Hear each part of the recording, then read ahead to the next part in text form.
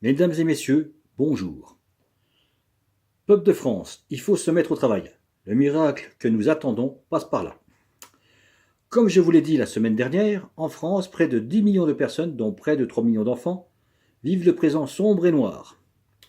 Parmi ces personnes, des salariés, qu'ils soient à plein temps ou non. En effet, beaucoup de salariés vivent de mi-temps ou de trois quarts de temps. Et parfois, ces petits horaires sont fragmentés dans une journée. Beaucoup de ces personnes sont des mamans ou des papas qui élèvent seuls leurs enfants. Pour ces gens, la moindre anicroche, genre la voiture qui tombe en panne, le petit qui est malade et qui empêche d'aller travailler 1 ou 2 jours, est souvent le signe d'un mauvais engrenage qui commence pour parfois ne plus finir.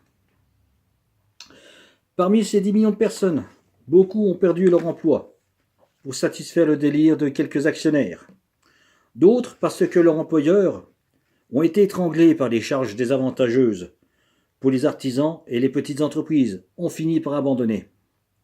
D'autres ont perdu leur emploi à cause d'employeurs malhonnêtes, peu scrupuleux pour le respect de leurs salariés.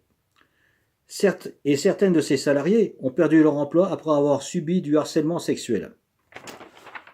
Parmi ces 10 millions de personnes, je pense aux personnes âgées qui vivent dans les EHPAD.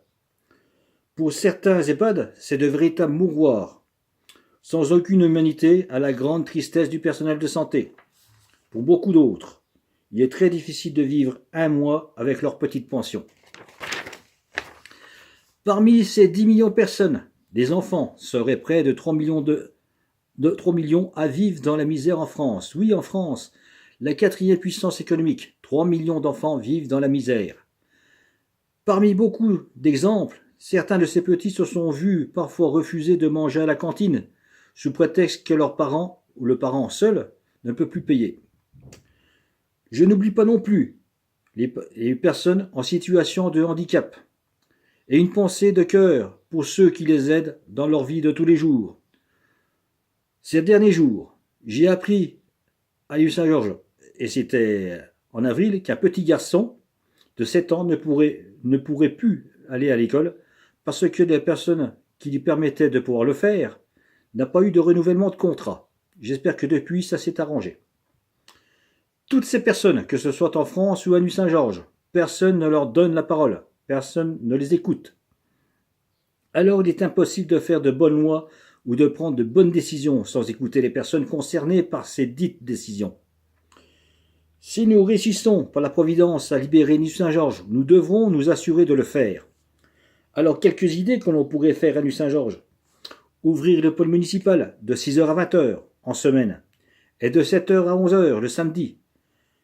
Le pôle municipal sera mobile pendant les beaux jours de mai voire avril jusqu'en octobre. S'assurer que tous les enfants dans les écoles de Nuit-Saint-Georges aient de la place dans les cantines pour qu'ils aient le temps de prendre leur repas tranquillement. Si besoin, de nouvelles cantines verront le jour. Créer des places de crèche suffisantes, ouvertes 24 heures sur 24 et 7 jours sur 7.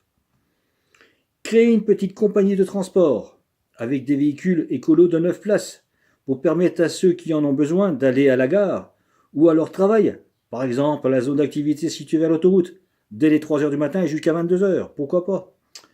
Bref, tout ça on en reparle la semaine prochaine, qui sera axée sur les nuitons et notre bonne vieille ville de Nuit-Saint-Georges. Mesdames et messieurs, je vous remercie de m'avoir écouté sur la chaîne Les Vraies Nouvelles de l'Humanité. Et à très bientôt.